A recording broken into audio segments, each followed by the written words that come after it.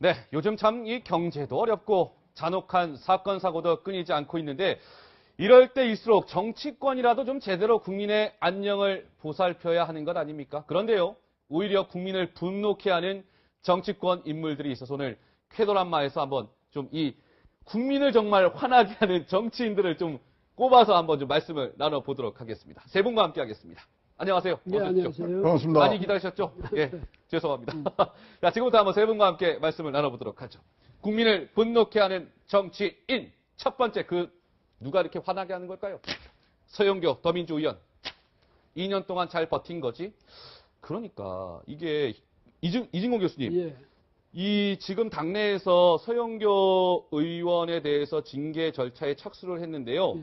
먼저 그 화면 한번 준비된 거 있으면 보여주세요. 윤우덕 의원 아마 기억하실 거예요. 더불어민주당의 윤우덕 의원이 딸 이제 취업 청탁으로 인해서 이제 논란을 빚었잖아요. 그런데 기억을 되살려 보니까 당시에 딸 취업 청탁 이 부분과 관련해서 시효 만료로 각하가 된 거예요. 최초의 언론 보도와 사실관계가 다르고 심판원 규정상의 시효 기간을 경과한 것으로 각하 결정을 내린다. 저 시효가 2년입니다. 그러니까 2년이 지났다는 이유로 윤우덕 의원은 당시 아무 징계도 안 받았던 거예요. 예. 예. 근데 서영교 의원에 관해서도 여러 가지 이제 문제가 제기되지 않습니까? 뭐 아들을, 그 다음에 뭐 동생, 그 다음에 또 논문 표절, 뭐 거기다가 또 직원들한테 보좌관한테 100만 원씩 다섯 달 동안 500만 원 받은 거 이랬는데 지금 다 시효가 다 넘었고 뭐 2년 시효가 다 넘고 딱 하나 그 100만 원씩 그 5개월 받은 거 보좌관한테 후원금 받은 거 그거만 남았답니다. 근데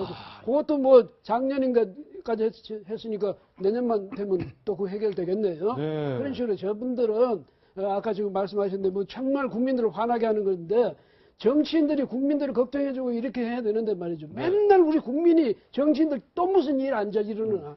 맨날 이런 걱정이나 해야 되고 하는데 도대체 그런 정치인을 왜 우리가 맨날 비싼 돈 들여가면서 그분들을 모시고 살아야 되는지 국민들 참 기가 막힐 노릇이죠. 그러니까 이게 보면 실질적으로 한번 데이터를 한번 볼게요. 그러니까 서영교 의원 같은 경우 지금 뭐 갑질 5관왕이다 6관왕이다 뭐 얘기가 많이 나오고 있잖아요. 의원님 그거 하나하나 세기도 바빠요. 그런데 이 서영교 의원 관련해서 보세요. 대부분 이제 2년이 지난 거예요. 시효가. 저 석사학위 표절은 2007년 일이고요. 남동생 비서관 문제는 12년. 변호사 남편 검사 회식 동성 문제는 12년. 딸 인턴 채용은 2013년. 다 2년 지났죠? 그러니까 당에서 징계한다고 하지만 실질적으로 저 징계가 되겠냐?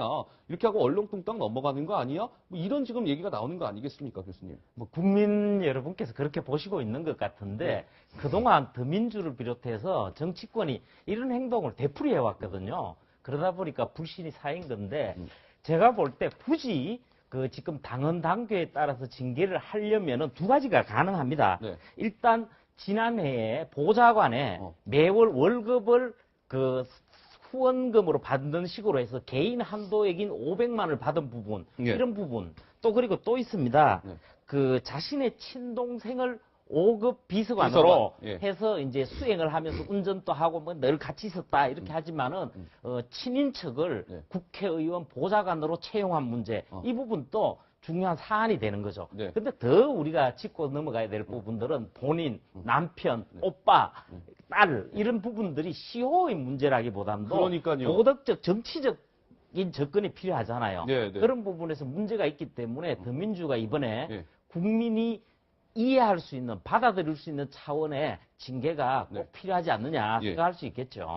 지금 이 서영교 의원의 이제 갑질 논란이 커지자 지금 뭐 새누리당에서는 지금 서영교 의원에 대한 굉장히 공세를 강화하는 그런 분위기인데요. 한번 목소리 한번 들어보시겠습니다. 불체포 특권과 면책 특권 재조정, 보좌관 친인척 채용 금지와 같은 것 정개특위에서 다뤄야 될 문제입니다. 국회의원들이 관행으로 당연시했던 일들에 대해서 우리 청년들이 불공정 행위라고 분노하고 있습니다. 운동권이라는 게 뭐예요? 도덕성이거든요. 도덕성, 치열함 이런 거 아니겠어요? 이런 거 아니겠어요? 이쯤 됐으면은 저는 이 서영교 의원도 운동권의 명예회복을 위해서 저는 가진세태가 맞다고 생각합니다. 네, 최 이사장님, 지금 임명진 목사 같은 경우는 출당 이 정도 차원을 뛰어넘는 거예요. 야, 이쯤 논란이 나왔으면 이거 배지 떼야 된다. 그럼요. 그리고 네, 서영교 의원은 저러시면 안 되죠. 2년 동안 잘 버틴 거지.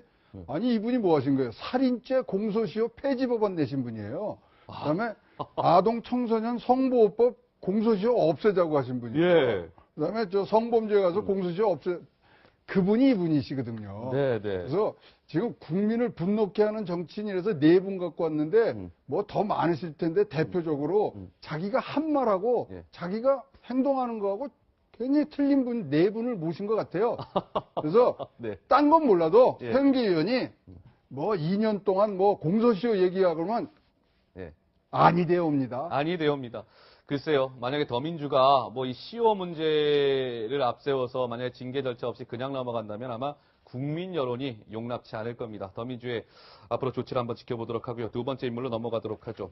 국민을 분노케 하는 정치인 두 번째, 과연 누굴까요? 국민의당 안철수 대표. 우물쭈물 출당 결론 못 낸 안철수 대표. 자, 지금 이 국민의당 리베이트 의혹 사건과 관련된 논란이 그야말로 검찰 수사가 진행이 되면서 오히려 더 이렇게 증폭되는 양상인데요. 안철수 대표의 오른팔 최측근 인사죠. 박선숙 의원이 어제 검찰에서 17시간이라는 아주 고강도 조사를 받고 오늘 새벽에 귀가했습니다. 박선숙 의원의 목소리 먼저 한번 들어보시죠. 총장 구속되셨는데요. 어떻게 생각하시는지 좀 한마디만 해주세요. 지금 제가 드릴 말씀은 없습니다. 검찰에서 주로 어느 부분에 집중 소명하셨나요? 조사의 성실히 임했습니다. 더 이상 드릴 말씀은 없습니다. 김수민 의원이 네, 박선숙 의원 얘기를 좀 들어봤는데 이진공 교수님 예. 어떻습니까? 지금 뭐 박선숙 의원이나 뭐 김수민 의원이나 지금 뭐 당장의 왕주영 사무국총장은 구속이 됐어요. 그러니까 이게 일파만파 계속 좀 커지는 양상입니다. 그러니까요. 근데 적어도 당에서 사무총장이 모르는 그 부총장 선에서 해결된다든지 이런 일은 없을 것 아닙니까? 그렇죠? 그 다음에 김수민 의원은 아마 검찰에 가서 사실은 그 변호사를 통해서 뭐 이야기가 나왔습니다만 위에서 시킨 대로 했다는 것 아닙니까? 그 다음에 사무부총장이 그런 네. 큰 일인데 총장 결재도 없이 자기 마음대로 했겠습니까? 그렇다면 보면 아마 두 분이 들어가서 진술하는 과정에서 서로 엇갈린 부분이 있었을 거예요. 네, 네. 그래서 이제 결국은 뭐 수인의 딜레마 하듯이 서로 둘이 다 만약 끝까지 잡았다면 저 혐의가 그 혐의를 입증 못했을 수도 있는데 서로 끝까지 못 잡았던 바람에 상대방에게 미루는 바람에 지금 아마 문제가 이제 불거질 겁니다. 그런데 그러니까요. 예. 여하튼 박선숙 사무총장 말이죠. 아무리 그 입장이 난처하긴 하지만 예. 아니 그때 그 책임자였지 않습니까? 그렇죠? 그렇습니다. 사무총장으로서. 예. 그런데 드릴 말씀이 없다든지 이렇게 이야기하면 어떡합니까? 그럼 누가 우리한테 드릴 말씀이 있는 사람입니까? 그러게요. 예, 그러니까 바로 그 점에서 안철수 대표도 당초에 말이죠. 아주 몰랐다 이렇게 말할 수는 없거든요. 네, 네. 박선숙 사무총장이 자기 최측근이라고 했지 않습니까? 그렇다면 뭔가는 알았을 텐데 그러면서도 국민한테는 어정쩡하게 말이죠. 예. 알아보고 하겠다든지 분명한 입장을 지금까지도 사실은 분명한 입장을 취하지 않네. 지금 이제 아마 당 간부 회의에서 어떤 결론을 낼지 모르지만은요. 그렇지만은 출당 정도로 해서는 안 됩니다. 왜냐하면 출당해버리면 예. 의원직은 계속 갖잖아요. 맞아요. 의원직은 유지돼요. 그러니까 자신들이 자진해서 의원직을 내놓기 전에는 막을 방법이 없거든요. 그래서 그걸 물론 뭐 기소가 돼서 네. 형을 받으면 모르지만 한번 지켜봐야죠. 근데 이게 국민의당 리베이트 의혹 사건이요. 이제 당사자는 뭐 김수민 의원, 또 뭐 왕주연 사무국총장, 박성숙 의원일 수 있지만 이게 이제 불똥이 안철수 대표한테 튀는 분위기예요. 안철수 대표가 뭔가 우물쭈물 뭐 계속 이렇게 넘어가려고 하는 거 아니냐, 뭐 이런 좀 비난 여론이 있는데 안철수 대표가 그동안 사실 이번 문제와 관련해서 3번째 사과를 했었죠. 그 목소리 한번 들어보고 말씀 이어가도록 하죠. 사실이 아닌 것으로 보고받았습니다만 당에서는 사실관계를 적극적이고 객관적으로 확인하겠습니다. 만에 하나라도 문제가 있다면 단호하게 대처하겠습니다. 만에 하나라도 문제가 있을 시에는 지위 고하를 막론하고 어떠한 고려도 없이 당원 당규에 따라 엄정하고 단호하게 조치를 취하겠습니다. 결과에 따라 엄정하고 단호하게 조치를 취할 것임을 분명히 말씀드립니다. 이번에 국민들께서 느끼는 네, 마침 또 이 실망감은 안철수 대표 얘기를 그만큼 들었는데요. 더 지금 크시다는 것을 국민의당에서 잘 알고 있습니다. 이번 이 리베이트 의혹 사건과 관련해서 박선숙 또 평상시 김수민 의원에 대한 다른 정당이 이 갖지 못한 조치를 어떻게 할지 좀 전에 강력한 의총이 당원 징계 조항을 있었거든요. 그거에 대한 아마 당원의 결과를 좀 사무가 발표하는 있습니다. 모양인데 자, 이 시각 국민의당 당사로 한번 가보겠습니다. 안철수 대표 목소리 한번 들어보시죠. 야당 탄압 등을 경계하면서 검찰의 수사와 기소를 부정하던 관행도 과감하게 폐기했습니다. 당헌 제11조는 당직 선거 및 공직 선거에서 금품을 수수한 자는 그 횟수와 금액에 관계없이 제명하고 뇌물과 불법 정치자금 수수 등 부정부패와 관련된 자는 기소와 동시에 당원권을 정지하도록 규정하고 있습니다. 사법기관이 아닌 정당이 그 구성원에게 내릴 수 있는 최고 수위의 징계인 당원의 권리를 몰수하고 정당에서 퇴출시키는 것입니다. 국민의당은 이러한 엄격한 당원에 따라서 확인되는 진실에 기초해서 당사자에 대한 징계 여부를 즉시 실행에 옮길 것입니다. 마지막으로 또다시 국민께 걱정 끼쳐드리는 일이 없도록 재발 방지에 최선의 노력을 다하겠습니다. 관련한 위원회들도 조속히 구성하고 더욱 엄격하고 단호한 기준과 절차를 마련하겠습니다.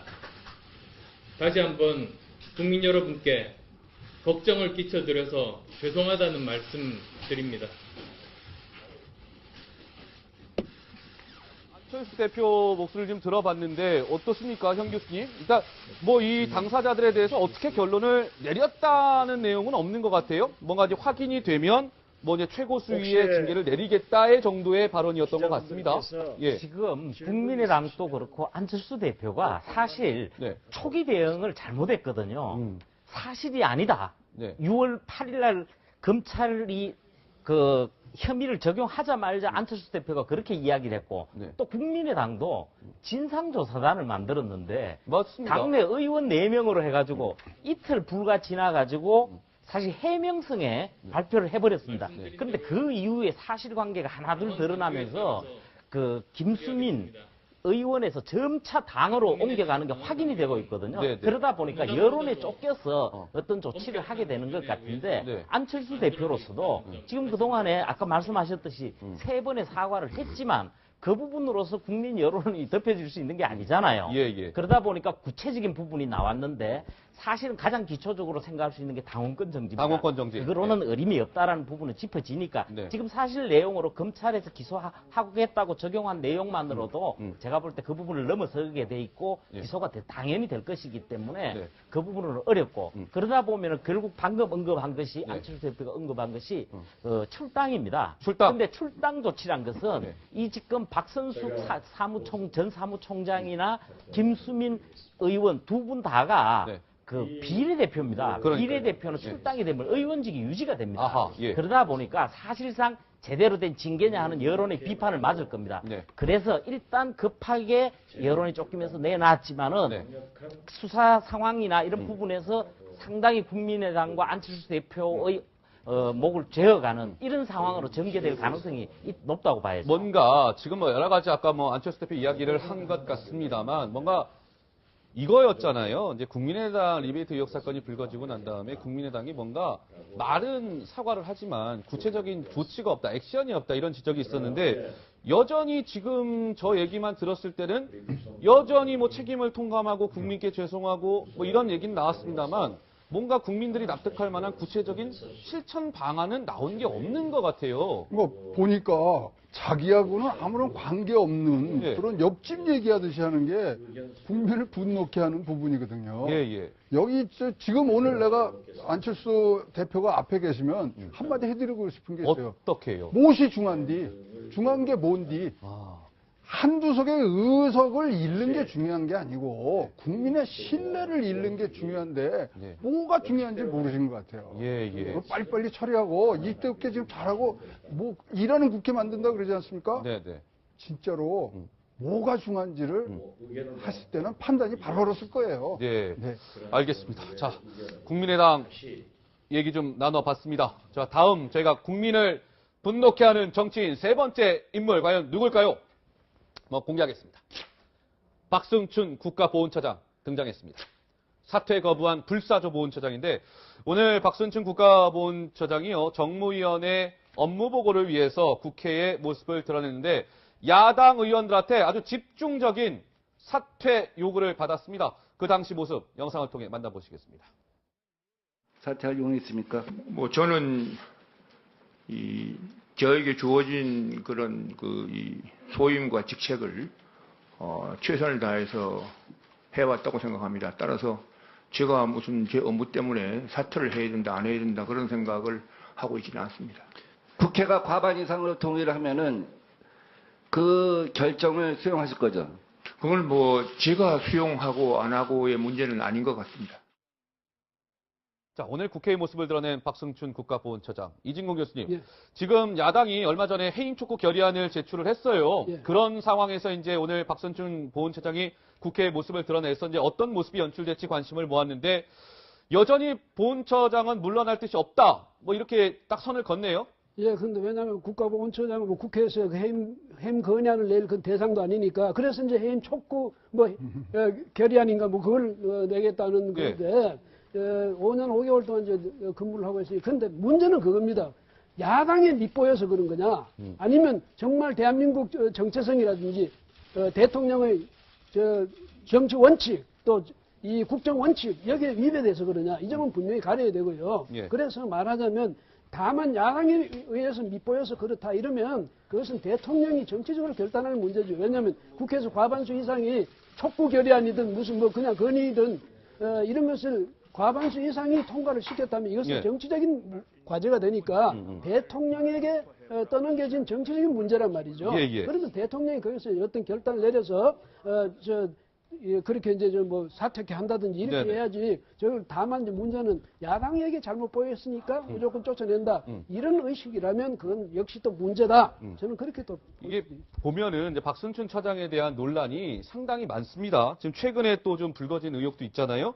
국가보훈처가 2012년에 김일성의 외삼촌 강진석에게 건국 훈장을 수여했어요. 근데 이게 논란이 돼서 어떻게 할지를 좀 논란이 있었는데 국가보훈처가 서운을 유지하겠다 이렇게 발표했고요. 다들 기억하시는 것처럼 11공수 특전여단 6.25 기념 광주 시가행진에 투입하려고 하다가 논란되니까 슬그머니 철회했죠. 다들 아시는 바와 같이 임을 위한 행진곡, 기념곡, 지정, 재창 다 불허했죠. 논란이 상당히 많았던 국가보훈처장이기 때문에 그리고 MB정부 때부터 5년 5개월째 지금 보훈처장에 재임 중이에요. 그래서 이게 야당이 세 번째 이렇게 해임 촉구 결의안까지 냈으면 이쯤 하면 좀 물러나야 되는 거 아니냐라는 여론이 많은 건 사실이거든요, 임 교수님. 예. 네, 뭐 일반 국민 입장에서 바라보자면은 박승춘 국가보훈처장이 너무 불필요한 논란을 많이 일으킨다. 네. 그리고 국회와 국민 간에 본인은 국회 국민의 의견이 다를 수 있다고 그러지만은 예. 국회하고 국민의 거리를 떼어놓는 결과를 가져오잖아요. 네. 그리고 또 여야를 넘어서서 지금 모두가 다 지금 박승춘 국가보훈처장의 행태에 은행에 대해서 문제점을 지적하는 상황에서 또 그리고 지난번 그 박근혜 대통령이 총선 이후 처음으로 여야 지도부 회동을 하면서 첫 단추로 협치의 첫 단추로 맞습니다. 결정한 게 임을 위한 행진곡 재창인데 이게 뭐가 그렇게 어렵다고 국론 국가 통합을 저해한다 그러면서 해버렸단 말이에요. 네네. 그래서 아까 지적하신 것처럼 김일성 문제 때문에 이거를 불허한 겁니다. 실은 배경 이유가 임을 위한 교양시가 그 배경음악으로 서였고 그 이미 김일성이다 이렇게 되는데 정작 방금 지적하신 것처럼 김일성 외삼촌한테는 건국 훈장 수여했어요. 수여하고 이 서운이 유지되면요.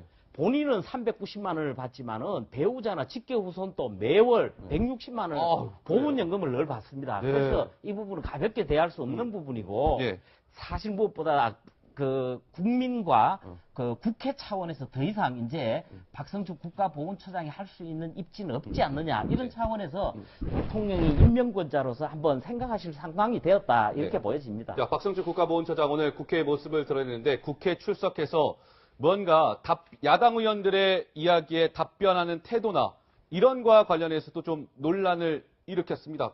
바로 이광경입니다. 함께 한번 만나보시죠. 아마도 변호사가 가지고 있을 듯 이렇게 문자 보냈어요. 누가요? 본인이 보낸 거지요. 제가요? 누구는요? 예, 문자를 받은 거예요. 그 자료 좀 주십시오. 제가 한번 예, 요거 보겠습니다. 한번 보시죠. 예, 줘보십시오. 보내주십시오. 예.